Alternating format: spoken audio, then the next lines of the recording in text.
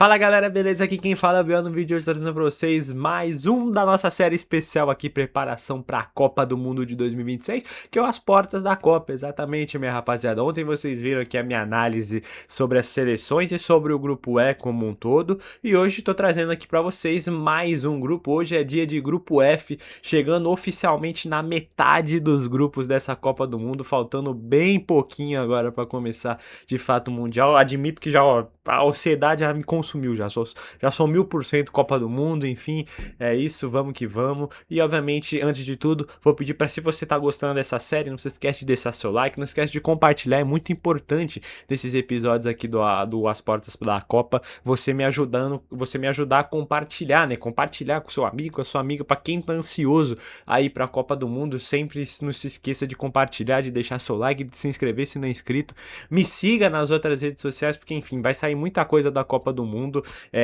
O canal não vai parar, como eu já falei pra vocês. Vamos ter análise de sempre dos jogos do Brasil, né, nessa fase de grupos da Copa do Mundo, e depois dos jogos na fase eliminatória, e obviamente sempre que possível mais alguns conteúdos falando da competição, né? Então bora lá, sem mais enrolações, bora falar de grupo F. Vem comigo, um grupo bem legal, tá? Um grupo bem legal, vou explicar pra vocês agora. Começando sempre pelo começo, começando pela cabeça de chave do grupo F, que é a Holanda, na verdade, né, rapaziada? A seleção holandesa cheia de grandes nomes, cheia de grandes jogadores, que chega para o Mundial, assim, num momento bom. Dá para dizer que a Holanda é uma seleção que consegue competir num nível bom, tem bons jogadores em praticamente todo o setor do campo é repleto de muitos bons jogadores. É uma seleção que tem tudo para fazer mais uma Copa do Mundo bem digna, bem honesta. A gente lembra que lá em 2022 a seleção holandesa, eu acredito que tenha chegado no seu limite.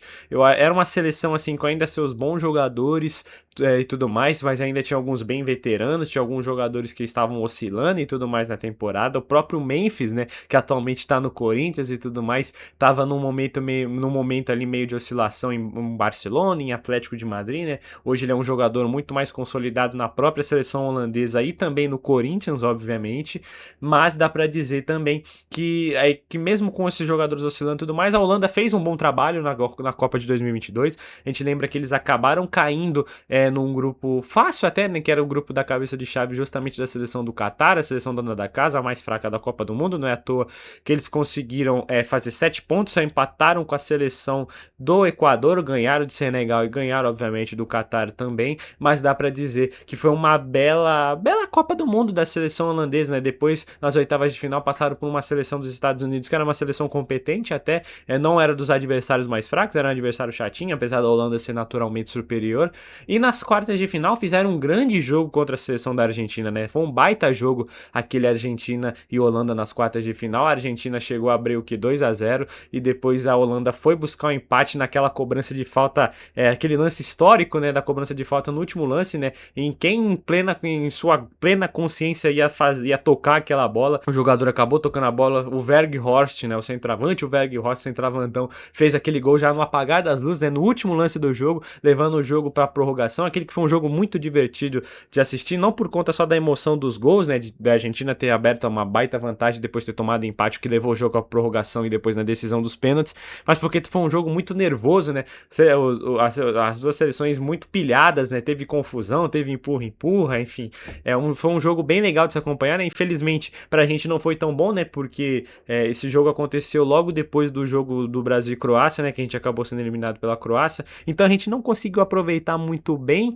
esse jogo, né, obviamente que teria aliviado um pouquinho a nossa dor se a Argentina tivesse sido eliminada, por exemplo, mas acabou não acontecendo. Mas a seleção holandesa, no meu ponto de vista, fez uma boa Copa do Mundo de 2022, a gente não esperava que a seleção da Holanda fosse conseguir muito mais longe que isso, por esses N motivos que eu já falei pra você anteriormente. Em 2018 a Holanda tinha conseguido ficar de fora da Copa do Mundo, em 2014 a gente lembra que eles fizeram uma boa campanha também, terminaram na terceira colocação, e assim, a história da Holanda a gente sabe muito bem como é que é, né, já vem para sua 17ª, participações em Copas do Mundo, já foi 3 vezes vice-campeã do mundo, né, a maior, muita gente considera a seleção holandesa como a maior seleção do mundo sem o título mundial, o que eu concordo, né, uma seleção que tem seu título de Eurocopa e bateu já 3 vezes para ser campeão do mundo, né? Muito ali naquela época ainda quando tinha o Johan Cruyff, né? Em 74 e 78, quando, querendo ou não, era superior, né? Era considerado favorito frente a seus adversários, principalmente em 74, quando acabou sendo derrotado pela Alemanha Ocidental do Beckenbauer, mas era uma seleção do futebol total, né?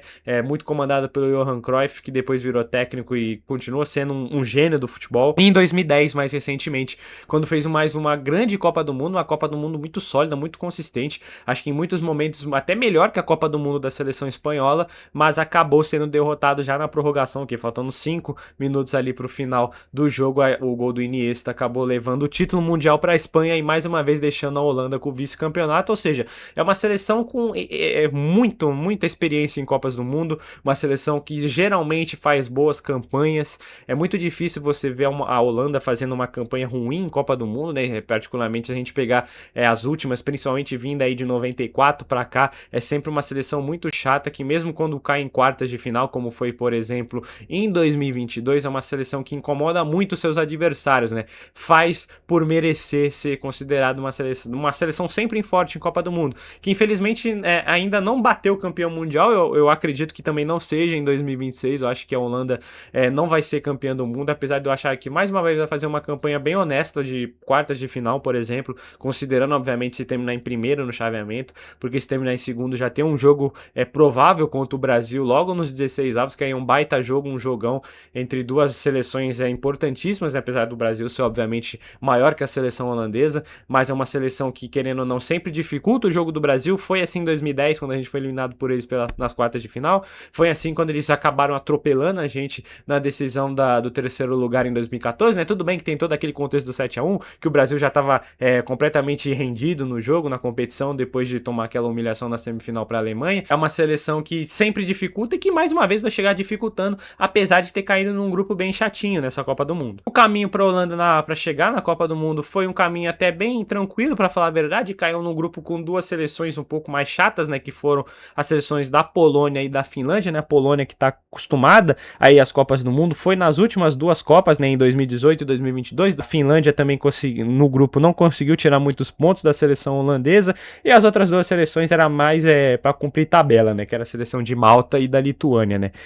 A Holanda terminou a fase de eliminatórias nos 8 jogos que teve com 6 vitórias e 2 empates, ou seja, terminou invicto, né, comandado pelo Ronald Koeman, né? Já é a segunda passagem dele pela seleção holandesa, né? Ele que estava ali, ele que fez uma primeira passagem que foi interrompida quando ele saiu para ir treinar o Barcelona, não teve sucesso no Barcelona, muito pelo contrário, voltou para a seleção holandesa. A gente lembra que na última Copa do Mundo em 22 era o Van Gaal, exatamente o Van Gaal, né, que já tinha treinado a Holanda em 2014, lembrando que a Holanda não conseguiu chegar à Copa do Mundo da Rússia. Então o técnico da Holanda nas últimas duas Copas foi o Louis Van Gaal, e agora eles vêm com o Ronald Koeman, que, querendo ou não, faz um trabalho legal.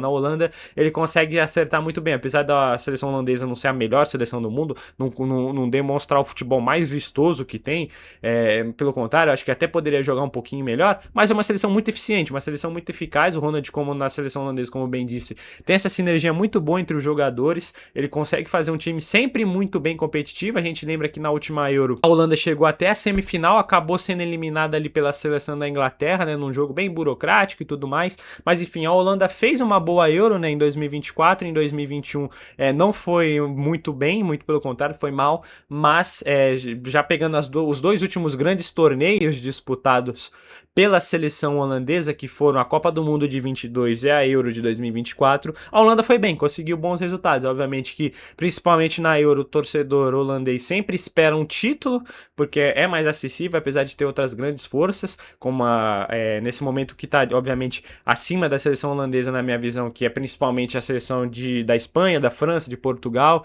Então, sempre espera chegar um pouquinho mais longe, mas a semifinal ficou num caminho legal, mas na Copa do Mundo acabou batendo de frente com a Argentina, mas até mesmo na própria Nations League consegue competir, né? Faz boas campanhas, consegue competir, apesar de ainda não ter conseguido, por exemplo, da última edição não conseguiu vencer, né? E dos seus principais jogadores, como eu disse, a seleção holandesa tá bem servida em praticamente todos os setores do campo. No gol tem o Verbruggen, que é o goleiro do Brighton, é um goleiro bem tranquilo, bem seguro, né? Principalmente no campeonato inglês. No começo dele não foi dos melhores, mas agora ele se tornou um goleiro bem estável no gol, tanto do time inglês quanto da seleção holandesa. Na defesa a gente tem bons jogadores, jogadores. O Van Dijk dispensa apresentações, um dos melhores zagueiros da sua geração. Tem o Van de Ven, que apesar de não estar fazendo uma boa temporada junto com o Tottenham, é um jogador que tem qualidade. Tem o Timber, que é um cara que joga pelo lado do campo, né, mais lateral, mas também pode fazer essa zaga aí no Arsenal campeão inglês. Tem também o Van Hecke, que também é um baita zagueiro. Também tem o Dumfries, que joga nas laterais. Agora no meio campo a gente também tem o Reinders, o Gravenberch, o De Jong. Enfim, são vários bons jogadores que compõem também o meio campo da seleção holandesa. Ainda também tem o Koop Meiners, mas esse não fez uma temporada muito boa na Juventus. Mas é um jogador de, querendo ou não, que já demonstrou qualidade. É um cara que pode sim agregar ao técnico Ronald Koeman. Querendo ou não, ele teve uma perda grande ali, que foi o Xavi Simons, né? O Xavi Simons que, assim como todos os jogadores do Tottenham, não fez um ano muito bom, não fez uma temporada muito boa,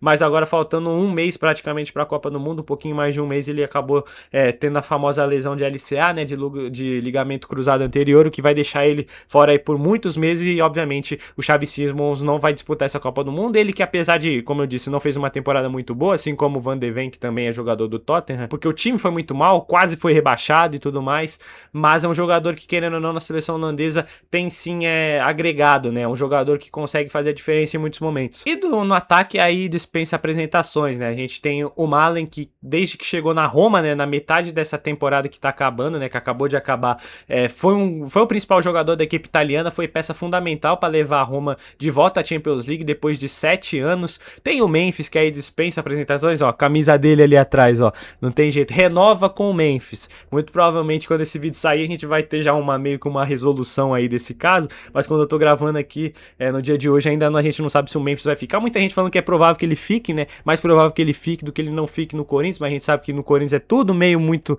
burocrático, difícil por conta de dívida e tudo mais, mas muito por conta de como ele não é querido, né, muito pelo contrário, ele é visto como inimigo pelos velhos do Parkinson Jorge. Então a gente sabe como é que essa situação é complicada, mas a torcida tá muito do lado dele, tá muito a favor dele, principalmente nesses quesitos. Então é um jogador assim que desde que chegou no Corinthians teve seus altos e baixos, mas com certeza os altos deles é o que a gente vai lembrar, né? É um cara que ajudou demais no Corinthians a conquistar 3 títulos importantes, principalmente da Copa do Brasil e do Paulistão em 2025. Em 2024 chegou foi uma peça fundamental pro Corinthians se salvar do rebaixamento. Então assim, um cara que dispensa apresentações no Corinthians e obviamente na seleção holandesa, né? O maior artilheiro da história da seleção holandesa, e não é pouca coisa. A gente lembra dos jogadores maravilhosos que a seleção holandesa já teve, né? Como o próprio Johan Cruyff, como Van Nistelrooy, como Van Basten, como Van Persie, enfim, vários outros jogadores incríveis, Robben, Davids, enfim, uma galera assim de excelentíssima qualidade, né? Sneijder, enfim,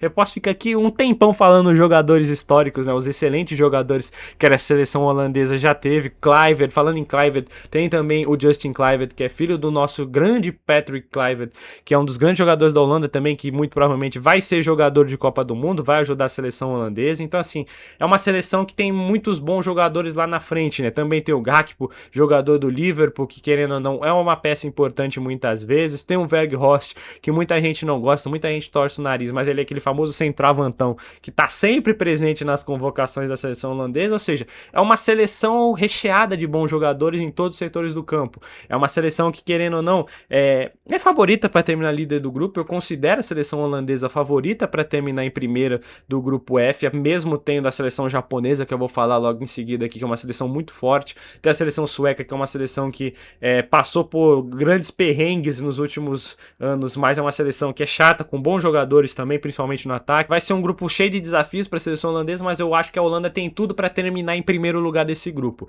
Principalmente se conseguir uma vitória sobre a seleção do Japão na primeira rodada, que vai ser um baita jogo. Eu disse quando fiz a análise do grupo C, né, o grupo do Brasil, que para mim, na minha humilde opinião, o jogo mais interessante dessa primeira rodada seria o Brasil e Marrocos, mas logo depois viria esse Holanda e Japão, porque querendo ou não, é um jogo que são dois times que jogam para frente, são dois times que jogam ofensivamente, são dois times com muitos bons jogadores em praticamente todos os setores do campo, especialmente a Holanda, mas o Japão não fica muito atrás, é um time muito ágil, muito rápido, e que é um jogo que é muito de trocação, né? A gente pode esperar um jogo de muitos gols. Então, se a Holanda conseguir sair na frente nesse confronto na primeira rodada, conseguir vencer o Japão, eu acho que dá um passo enorme para terminar em primeiro lugar do grupo e, obviamente, pegar um chaveamento tecnicamente mais fácil, né? Evitar pegar o Brasil logo nos 16 avos de final, por exemplo. E antes da Copa do Mundo começar, a seleção holandesa vai ter 2 amistosos, né? O primeiro no dia 3 contra a seleção da Argélia, um adversário bem legal, bem chatinho, né? A Argélia, que tem tudo para ser uma seleção surpreendente também nessa Copa do Mundo por conta do seu futebol e principalmente por conta dos seus bons jogadores. Tem vários bons jogadores também a seleção argelina, mas a gente sabe que a Holanda, querendo ou não, é favorito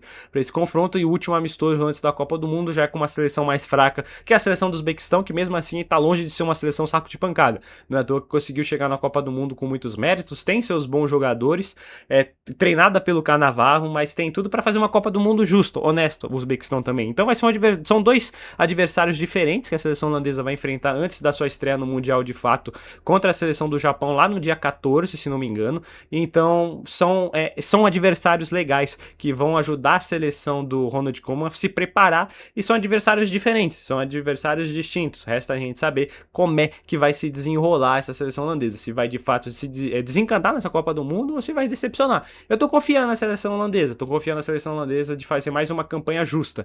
É muito difícil você falar, nossa, a seleção holandesa decepcionou demais nessa Copa do Mundo, especialmente desde que eu comecei a assistir Copas do Mundo. Acho que eu nunca vi a seleção holandesa fazer uma campanha decepcionante, né? Em 2010 foi vice-campeão do mundo, em 2014 foi a terceira colocada, em 2018 não conseguiu se classificar, mas aí foi decepção como um todo, né? Não de fato na Copa do Mundo. Em 2022 eu acho que fez o máximo possível, então fica aí uma boa expectativa para a seleção holandesa para 2026 também.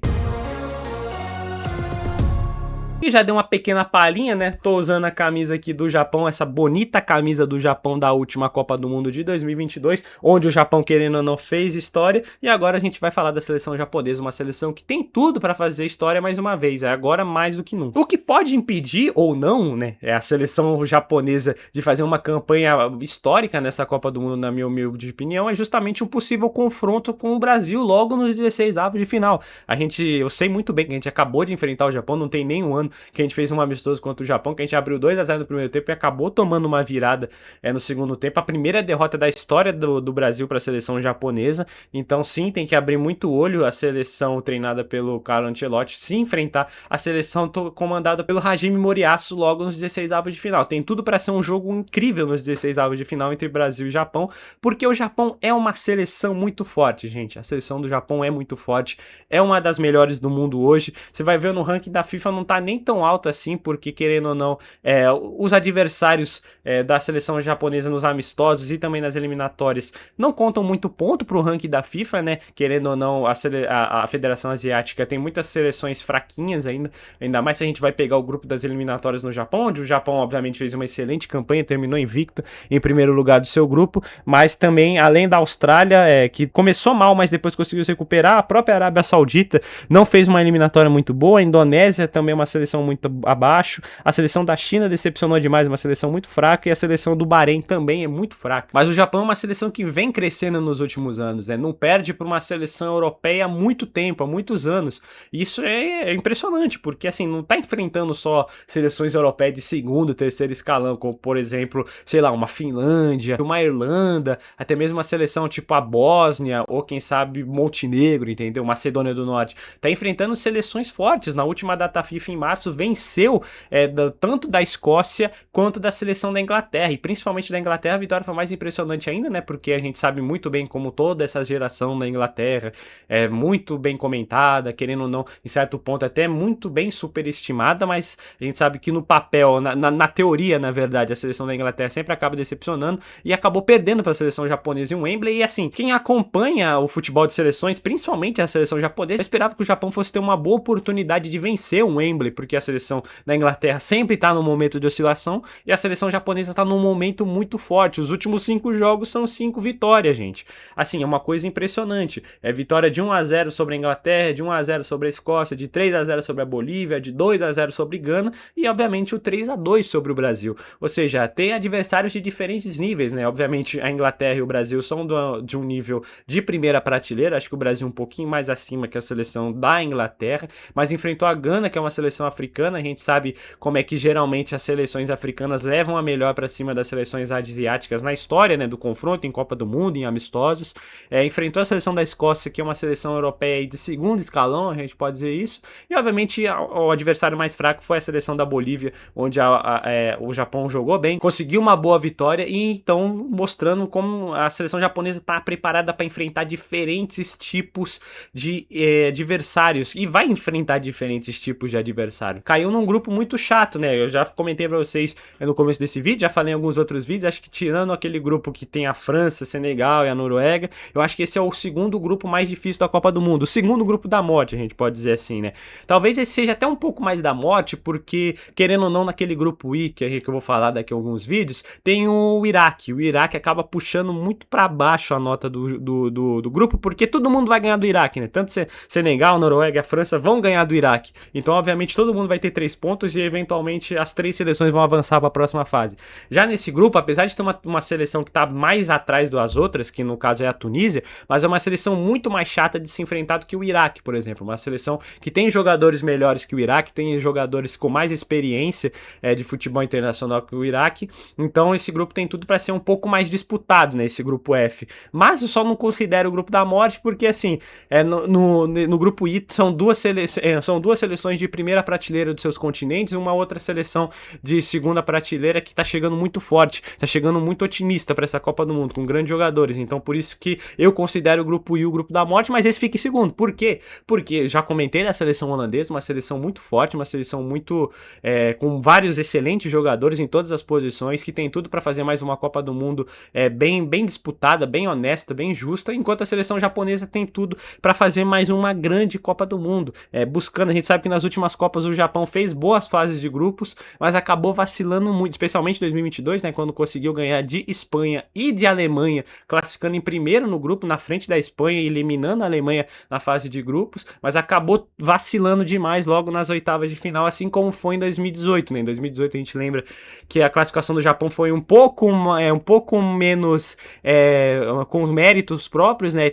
Vamos dizer assim, porque o Japão empatou em tudo com o Senegal na fase de grupos, mas conseguiu a classificação por conta do número de cartões amarelos, né? Que acabou sendo mais disciplinada que a seleção de Senegal. Nas oitavas de final abriu 2-0 para cima da seleção da Bélgica, exatamente. Aquela seleção belga que logo depois foi terceira colocada em 2018, abriu 2-0, acabou tomando uma virada assim inacreditável, né? Com um gol no último lance do jogo, numa vacilada tremenda. E em 2022 também saiu na frente, acabou tomando o empate da Croácia e nos pênaltis foi superado pela Croácia. Ou seja, era pro Brasil ter enfrentado o Japão em 2 Copas seguidas nas quartas de final, mas o Japão deixou vacilar e, querendo ou não, foi indiretamente responsável pelas eliminações do Brasil nas quartas de final, tanto em 18 quanto em 22. Mas agora é que o Japão deu azar, né? Esse grupo, acho que tanto a galera do grupo F quanto do grupo C, que é do grupo do Brasil, deram azar de se cruzar, porque do grupo do Brasil tem o Brasil e o Marrocos, e nesse grupo tem Holanda e Japão, que são duas seleções que podiam chegar muito mais longe nessa Copa do Mundo e que fatalmente 2 delas vão cair muito cedo, né? 2 dessas 4 vão cair muito cedo, né? Pode ser ou Japão ou Marrocos, pode ser ou até as duas do grupo F, como Japão e Holanda, pode ser Holanda e Brasil, numa baita zebra, quem sabe? Pode ser o Brasil e Marrocos, entendeu? Pode ser Brasil e Japão, entendeu? Com certeza 2 dessas vão cair muito cedo na Copa do Mundo, que pra mim é um pecado, porque eu queria muito ver mais do Japão na Copa do Mundo, queria ver mais do Marrocos na Copa do Mundo, mais da Holanda, obviamente do Brasil, eu quero ver o mais longe possível, inclusive sendo campeão mundial, mas a gente sabe que se pegar vai ter tudo para pegar um adversário difícil a seleção brasileira, a verdade é essa. Se não for o Japão, será a Holanda, porque eu não acredito que a Suécia, por exemplo, vai conseguir terminar entre os 2 primeiros. Mas agora, voltando a falar do Japão, né, não do contexto geral, é uma seleção que sobra na Ásia. Hoje é uma seleção asiática, assim, disparada melhor, porque além de ter muitos bons jogadores, tem jogadores melhores que a Coreia do Sul, que o Irã, que a Arábia Saudita, que a Austrália, mas não basta só ter bons jogadores, né, rapaziada? A gente sabe isso.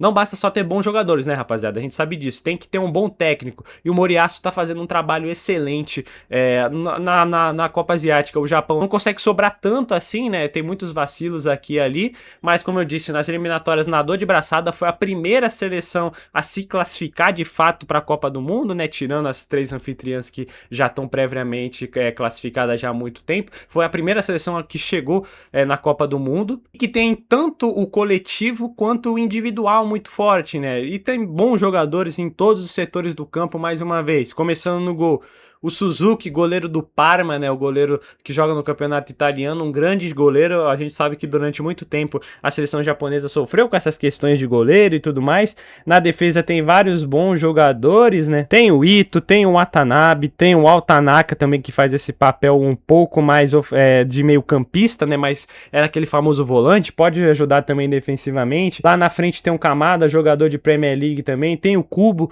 que há muito tempo chama atenção na Real Sociedade, tem o Doan, jogador do Frankfurt, mas que também já fez muito sucesso, tem o Edo, centroavante do Feyenoord, tem o Ogawa, que agora fez uma boa campanha no NEC Nieuwen, na Holanda, que é um time completamente terrorista da bola, completamente ofensivo, mas que vai jogar qualificatórias de Champions League, ou seja, são os bons jogadores que talvez você não conheça muito bem, né, porque, enfim, são jogadores que não atuam, por exemplo, assim, no Real Madrid, não atuam no Barcelona, no Liverpool, no Manchester City, no Bayern de Munique, né, o Ito, né, o zagueiro atua até no Bayern de Munique, não atuam numa Inter de Milão, enfim, nos times que estão sempre ali no topo do futebol europeu, sempre ganhando Champions League, né, por exemplo, mas são bons jogadores, são jogadores, assim, fundamentais nos seus times, que apesar de não serem de primeiro escalão, são times que ali estão acostumados a jogar, né, eu citei aqui o Doan, joga no Frankfurt, o Frankfurt que nessa temporada jogou Champions League, é um time que nesses últimos anos tá se acostumando a jogar Champions League, é um time que tá jogando com o Bayern de Munique, consegue bons resultados frente ao Bayern de Munique em muitas temporadas, geralmente termina entre os 5, 6 primeiros colocados da Bundesliga. Eu falei aqui do Kamada, que é um jogador que joga no Crystal Palace, que nessa temporada não fez uma temporada das melhores no campeonato inglês, mas tem tudo para ser campeão da Conference League, né? Mais uma vez estou gravando esse vídeo antes da final da Conference League, mas o Crystal Palace é favorito a conquistar o título europeu, né? Mas que obviamente está acostumado a enfrentar outras grandes equipes na Premier League, então assim, são jogadores acostumados ao nível mais alto do futebol, mas como eu disse, são jogadores com grandes qualidades individuais, mas eu acho que esse coletivo do Japão é muito forte. Infelizmente o Japão aí teve duas grandes perdas, né, que foi o Mitoma, que é jogador do Brighton, um dos grandes jogadores do Brighton, um dos principais jogadores do Brighton, que chamou muita atenção nessas últimas 2, 3 temporadas lá no campeonato inglês, e o Minamino, que dá pra dizer que é a principal referência técnica do ataque da seleção japonesa, ambos machucados, ambos não irão para a Copa do Mundo, então querendo ou não, a seleção japonesa tem esses desfalques importantes, mas tem bons jogadores para recompor essas opções que infelizmente o Moriyasu vai perder para a Copa do Mundo, e mesmo sem eles, eu tenho certeza que o Japão vai ser um time muito difícil de se enfrentar. A Holanda, se conseguir a vitória, vai ser, na primeira rodada, por exemplo, vai sofrer bastante. O Japão tem tudo para sobrar, principalmente para cima da Tunísia, mesmo sendo um jogo complicado, e mesmo a gente sabendo que o Japão na última Copa do Mundo ganhou os 2 jogos mais difíceis contra as 2 europeias, e acabou perdendo a Costa Rica, que fez uma Copa do Mundo bem abaixo, mais uma bem abaixo em 2022, o Japão conseguiu perder para a Costa Rica logo depois de ganhar da Alemanha na primeira rodada, então, assim, meio complicadinho, mas nesse grupo, com uma seleção mais cascuda, já com essa larga vantagem, né, muito tempo sem vencer de seleções europeias, eu acho que o Japão tem tudo para chegar e dar uma boa resposta, fazer uma boa Copa do Mundo, que talvez só seja parada, por exemplo, se enfrentar um Brasil logo nos 16avos. Então a expectativa para a seleção japonesa, minha rapaziada, é a melhor possível. É a expectativa que o Japão faça uma grande campanha, principalmente se conseguir superar possivelmente a seleção holandesa e terminar em primeiro do grupo, porque aí tem tudo para enfrentar, por exemplo, o Marrocos, logo nos 16avos de final, que também é um baita jogo legal, e querendo ou não, acho que nesse momento a seleção japonesa é melhor que a seleção de Marrocos, então tem tudo pro Japão ir avançando, mas é uma pena, como eu disse, né, resumindo esse grupo F, assim como o grupo C, é uma pena que esses 2 grupos se cruzem tão cedo, porque são 4 seleções que a gente gostaria de ver muito mais na Copa, principalmente, né, tô considerando aqui Brasil, Holanda, Japão e Marrocos, e pelo menos 2 dessas, né, se esse quarteto terminar as 2 primeiras posições, pelo menos 2 dessas vão ser eliminadas logo nos 16avos, né, que é muito cedo, então assim, mais expectativa boa, confiança boa aí pro Japão fazer uma boa Copa do Mundo, desde que não elimine o Brasil, né, por favor aí, rapaziada do Japão, deixa o Brasil passar ileso.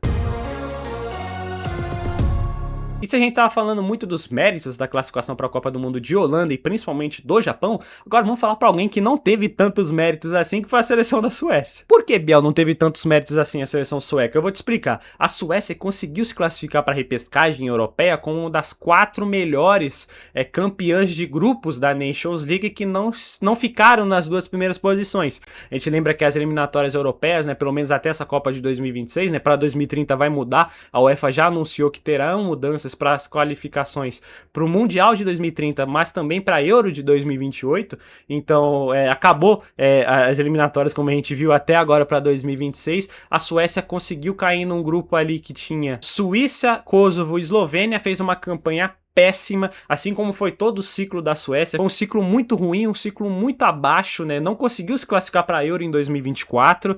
Na Nations League também até conseguiu subir para a Nations League B, mas de fato, quando chegou às eliminatórias de vez, fez uma campanha péssima, né? O técnico anterior foi demitido ali na metade das eliminatórias e chegou o Graham Potter, né? O técnico que tem experiência em Premier League, fez um bom trabalho durante muito tempo no Brighton, depois saiu pro Chelsea, fez um trabalho ruim, no West Ham fez trabalho ruim também, mas ele é um cara que já tinha treinado no campeonato da Suécia, então ele era conhecido já no país, foi contratado, e assim, ele chegou para as duas últimas rodadas das eliminatórias. A Suécia já estava eliminada, não tinha mais oportunidade de classificação. Entre as duas primeiras posições, né, a gente lembra que nas eliminatórias europeias, o primeiro classificava direto, né, o primeiro dos grupos ia direto para a Copa do Mundo, mas o segundo jogava repescagem. Mas como a Suécia foi campeã de grupo de Nations League, né, campeã do grupo na Nations League C, se não me engano, que é a terceira de 4 divisões, ou seja, pra você ver como é que a Suécia estava muito abaixo nesse ciclo para 2026, conseguiu essa vaga porque assim como Irlanda do Norte, Romênia e também a seleção da Macedônia do Norte, essas foram as 3 que conseguiram a vaga graças a terem sido campeões de grupos na Nations League C. E por conta disso, né, o Graham Potter chegou e falou: rapaziada, essas duas últimas rodadas é de resenha, viu? Vamos jogar a sério não. E a Suécia, obviamente, não jogou a sério, já sabia que estava eliminado e já sabia que ia jogar a repescagem justamente por conta de ter ganhado esse grupo C. E assim, a estratégia deu certo, não dá pra negar que não deu certo.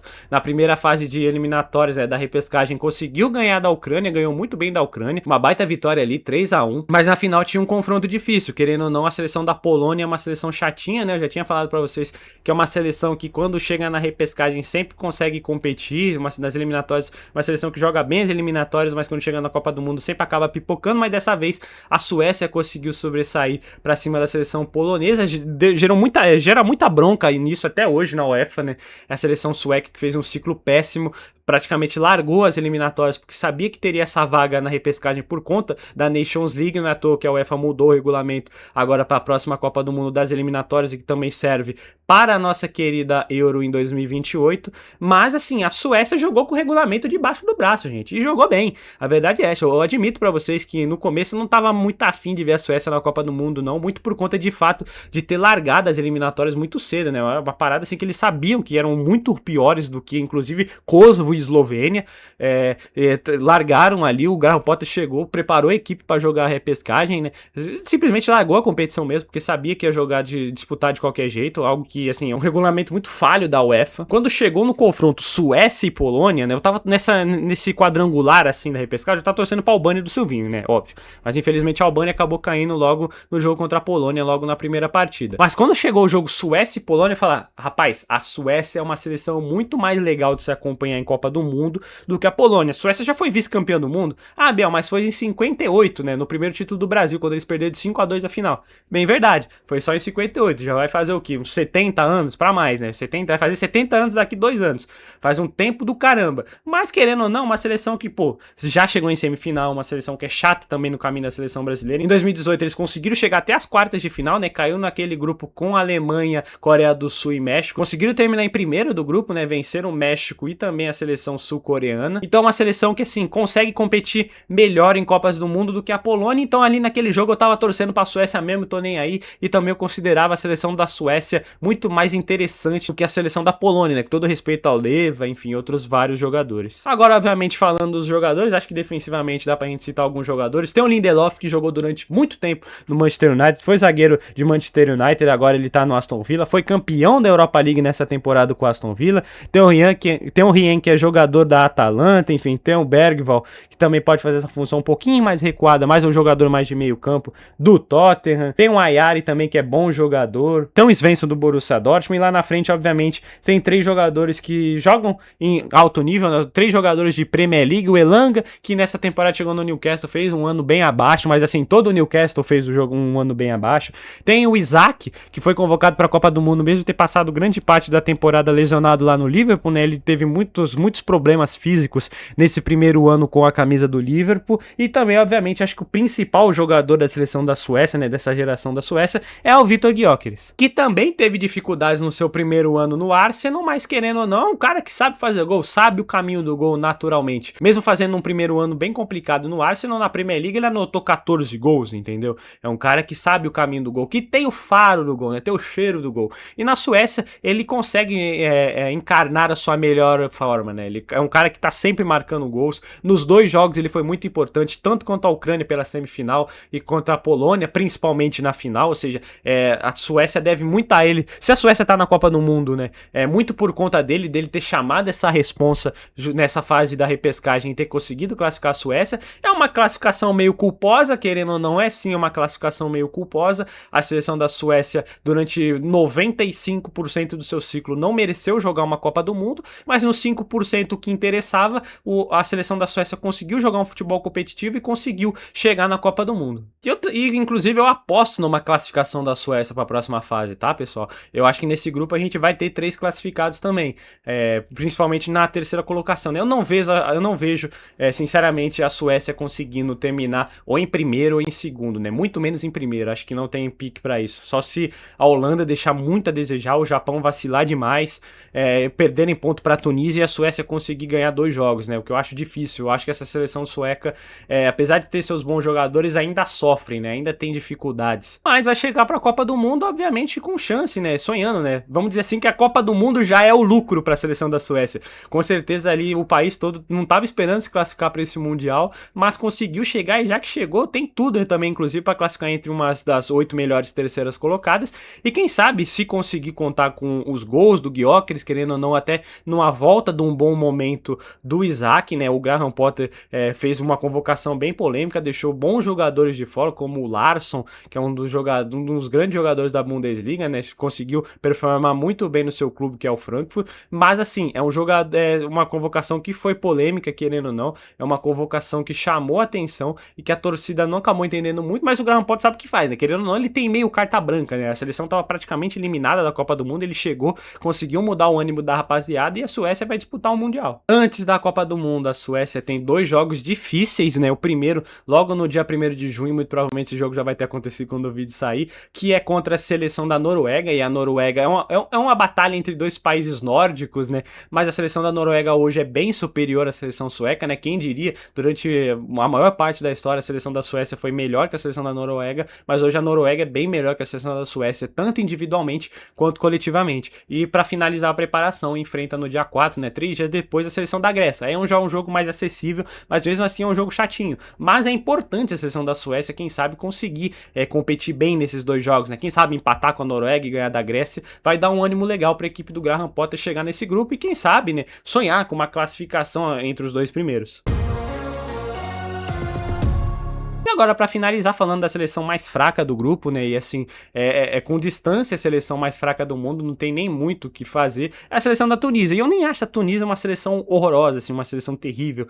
Joga um futebolzinho feio? Joga um futebolzinho feio. Trocou de técnico recentemente? Trocou de técnico recentemente. A Tunísia não foi bem na última Copa Africana de Nações, né? Que eu citei para você, que foi aquela lá que deu confusão da final entre Marrocos e Senegal. A Tunísia não conseguiu ir muito bem. O técnico agora da seleção tunisiana é o Sabri Lamouche, é o técnico que chegou agora, logo depois do final da Copa Africana de Nações, depois de uma campanha muito ruim, e vai ter uma difícil tarefa, né, de conseguir organizar seu time, deixar a equipe preparada para disputar a Copa do Mundo, porque a Tunísia caiu num grupo muito complicado, né, eu não vejo a Tunísia conseguindo terminar nem numa terceira colocação. Acho que a Tunísia vai ser a lanterninha desse grupo, tem tudo para ser, porque vai enfrentar adversários que tem muita opção ofensiva, né, e por mais que a seleção da Tunísia seja uma seleção retranqueira, essa sim dá pra dizer que é uma seleção retranqueira, uma seleção que tem muitos méritos no seu jogo defensivo. Ofensivamente é uma seleção que deixa muito a desejar, mas defensivamente consegue se fechar muito bem, né? A gente lembra como o Brasil teve dificuldade de furar a defesa da seleção da Tunísia, acabou empatando um amistoso. Mas com a Holanda com bons nomes lá na frente, o Japão com um time muito ágil, né?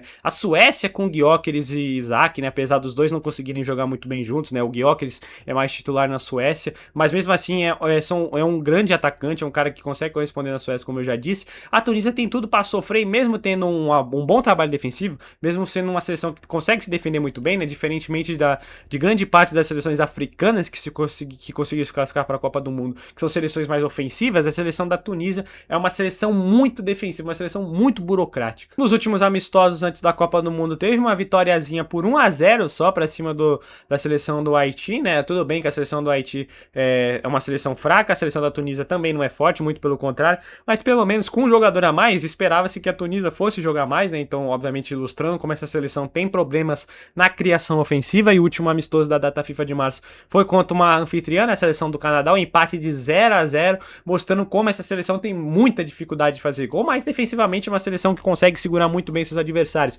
Por isso que eu digo, a seleção da Tunísia não vai se classificar nem para os 16 avos de final, acho muito difícil, acho muito complicado, é praticamente impossível, muito por conta dos outros 3 adversários, mas tem tudo para dificultar os jogos, né? Como eu disse, eu ainda acho que a Holanda é muito favorita, muito superior à Tunísia, assim como o Japão também é, assim como a Suécia também é, mas são seleções que vão sofrer, tá? Não vai ser tão fácil assim. Talvez se conseguir fazer um golzinho logo no começo do jogo, logo antes, aí nos 5 minutos de jogo, deixe o jogo um pouco mais fácil, porque aí quem sabe a Tunísia vai ter que se lançar um pouquinho mais pro ataque, e aí obviamente vai deixar mais espaços. Mas mesmo assim, a chance de, mesmo com 1-0, o jogo continuar muito fechado, muito truncado, é grande, viu? Porque a seleção tunisiana se baseia muito no seu sistema defensivo, tendo sua principal valência. A seleção da Tunísia, que tem alguns jogadores conhecidos, né, como o Hannibal Mejbri, né, eu acho que é o principal jogador dessa seleção tunisiana hoje, é o cara que passou durante muito tempo da base do Manchester United, atualmente estava jogando no Burnley, né, o Burnley que acabou sendo rebaixado para a segunda divisão. Tem alguns jogadores que também jogam em outro nível legal, né, a gente tem o Talbi, que é zagueiro da equipe do Lorient, na França, o Lorient que fez uma temporada correta, uma temporada legal até no futebol francês, tem o Masturi também lá no ataque, enfim, uma seleção que não tem nomes muito conhecidos, mas o coletivo costuma ser chato, um coletivo muito fechadinho entre eles, né? Eu acho que com certeza é um dos candidatos a fazer o famoso Arambol na Copa do Mundo. Eu acho que deve ser a principal seleção do Arambol, de se jogar muito fechada, jogar muito em bola longa e contra-ataque, para aproveitar os mínimos de espaços que vai ter, porque vai se defender demais, e assim não tem muito o que dizer, não tem muito o que esperar da seleção tunisiana, né? Uma seleção que nos últimos mundiais está se mostrando uma seleção bem regular, jogou em 2018, jogou em 2022, agora tá vindo para mais uma vez jogar em 2026, né? Agora, obviamente, com as vagas ampliadas também para as eliminatórias africanas, a seleção da Tunísia, por ter um time muito competitivo, é um time que sobra, obviamente, é um time que é muito bom, é bom o suficiente para conseguir uma classificação bem tranquila nas eliminatórias africanas, foi líder de seu grupo, terminou ali com 9 vitórias e um empate, ou seja, terminou invicta, não sofreu gols também, assim como a seleção da Costa do Marfim, novamente reforçando ali como faz um trabalho defensivo muito bem a seleção da Tunísia, num grupo que tinha Namíbia, tinha Libéria, tinha Guiné Equatorial, tinha Malau, enfim, outra, também tinha São Tomé e Príncipe, ou seja, não caiu num grupo difícil, né? Não tinha nenhuma outra seleção do grande segunda força, como uma Burkina Faso, Gabão, até mesmo Cabo Verde, que conseguiu a classificação para a Copa eliminando Camarões nas eliminatórias, mas mesmo assim mostrou sua força. No continente africano, nesse grupo, a seleção da Tunísia sobrou legal, conseguiu a classificação com uma baita vantagem, vai pro seu 3º mundial seguido, uma seleção que nunca conseguiu passar da fase de grupos, mas uma seleção que, querendo ou não, teve uma vitória importante, né? No último mundial a gente lembra que a Tunísia ganhou da França na última rodada, uma baita vitória, a maior vitória provavelmente internacional da história da seleção tunisiana, lembrando que a Tunísia já foi colônia da França no passado, então tem toda essa questão de rivalidade e tudo mais, né? Enfim, essas questões que movem o futebol, querendo ou não. Então, cara, foi uma baita vitória da Tunísia na última Copa do Mundo pra cima da França. Se a Tunísia conseguir uma vitóriazinha, quem sabe num desses 3 jogos, pode sim sonhar com a vaga, né? Talvez consiga a vaga até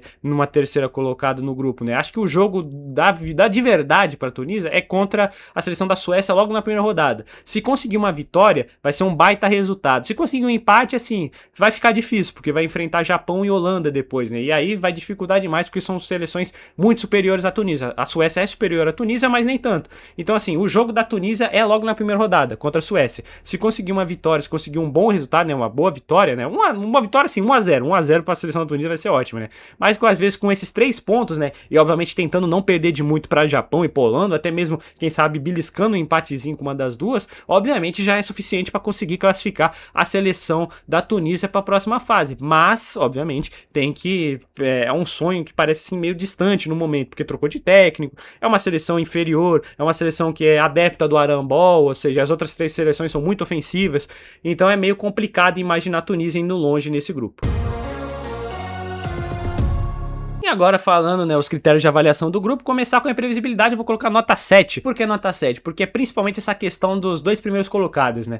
Vai ser o Japão ou vai ser a Holanda? Eu definitivamente não consigo cravar. Eu vejo, assim, nesse primeiro momento, a Holanda terminando em primeiro, mesmo com o Japão tendo uma fase melhor, pelo simples motivo de Copa do Mundo. Eu acho que em Copa do Mundo, a perna dos jogadores japoneses costumam pesar um pouquinho mais, apesar de, na última fase de grupos, eles terem feito uma fase de grupos impressionante, ganhou de Alemanha e de Espanha, mas geralmente na Copa do Mundo o Japão não consegue manter um ritmo tão bom assim, acaba decepcionando em muitos momentos. A seleção holandesa já é uma seleção bem mais cascuda, bem mais preparada para mundiais, então eu acho que eu vejo a Holanda um pouquinho mais na frente do Japão, mas obviamente que não é nenhuma surpresa, não é nada assim que deixe você extremamente chocado, Japão terminar em primeiro desse grupo e a Holanda não. E obviamente que ainda tem a Suécia que tem tudo para ser um tempero a mais nesse grupo, né? Uma seleção que pode trazer mais perigo, uma seleção que, querendo ou não, joga um futebol ofensivo também, joga um futebol perigoso, tem bons jogadores. Se vacilar, vai tirar ponto do Japão, se vacilar, vai tirar ponto da Holanda. Obviamente, se ganhar o seu jogo contra a seleção da Tunísia, já coloca 3 pontinhos na conta, que tem tudo para ser que tem tudo para ser fundamentais para conseguir uma vaga, nem que seja como terceira colocada. Ou seja, uma seleção é um grupo meio imprevisível nesse sentido. Não é totalmente imprevisível, como por exemplo o grupo A, onde todo mundo pode terminar em primeiro, como todo mundo pode terminar em último, né? Nesse grupo eu acho que é 98% de chance da Tunísia terminar em último nesse grupo, mas eu acho que nas outras 3 vagas, né, especialmente entre as 2 primeiras, né, entre Japão e Holanda, tem tudo para ser uma competição extremamente divertida de se acompanhar e imprevisível. Nota 8 de emoção, porque eu acho que teremos jogos bem emocionantes, né? Eu acho que esse Holanda e Japão logo na primeira rodada vai ser um baita jogo. Eu tô esperando que seja um jogaço, eu tô esperando que seja até um jogo melhor do que o Brasil e Marrocos, tá? Eu acho que o Brasil e Marrocos tem tudo para ser um jogo mais truncado fisicamente, né? A seleção de Marrocos é uma seleção muito chata, uma seleção que consegue amarrar muito o jogo quanto gosta, e o Brasil, querendo ou não, muitas vezes acaba caindo numas pilhas dessas, mas nesse jogo, entre Holanda e Japão, são 2 seleções que gostam de jogar muito futebol, especialmente a seleção japonesa, uma seleção muito ágil, uma seleção muito rápida, que se atira muito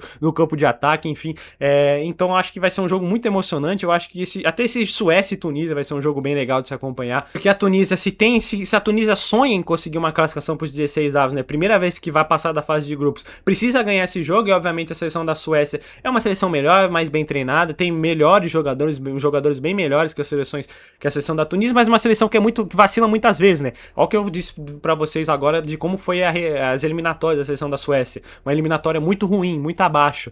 Então assim, é algo que a Tunísia pode sonhar. Se tem um jogo que a Tunísia sonha, é contra esse da Suécia, então acho que vai ser um jogo emocionante. E obviamente depois a gente vai ter Holanda e Suécia, que vai ser um jogo bem legal, a gente vai ter um Japão e Suécia, que vai ser um outro jogo bem legal. Os jogos com a Tunísia, eu acho que a Tunísia vai endurecer ao máximo para os adversários, então teremos bons jogos. Eu acho que esse grupo é o grupo que a gente vai ter basicamente um jogo por rodada, um jogo bem legal de acompanhar. E assim, na primeira rodada acho que os 2 jogos são legais, tá? E obviamente que dependendo como se desenrolar o grupo, na terceira rodada, né, os 2 jogos simultâneos, tem tudo para ser mais 2 jogos bem legais. Qualidade é qualidade 7, porque assim, a Holanda é uma grande seleção, o Japão é uma grande seleção, a Suécia é uma grande seleção também, um pouco abaixo dessas duas, e a Tunísia é o que puxa um pouquinho para baixo essa qualidade do grupo, mas assim, a Holanda é recheada de bons jogadores, o Japão recheada de bons jogadores, a Suécia tem seus bons jogadores, não está recheada, não tem tantos bons jogadores como a Holanda e como o Japão, mas tem sim seus bons jogadores, né? Tem o Gyökeres, né, querendo ou não, um artilheiro nato, tem o Isaac, que também pode sair do banco, ou quem sabe até mesmo começar a titular, enfim, a gente não sabe como o Graham Potter vai armar esse ataque, se vai deixar só o Gyökeres, se vai tentar um Gyökeres e Isaac,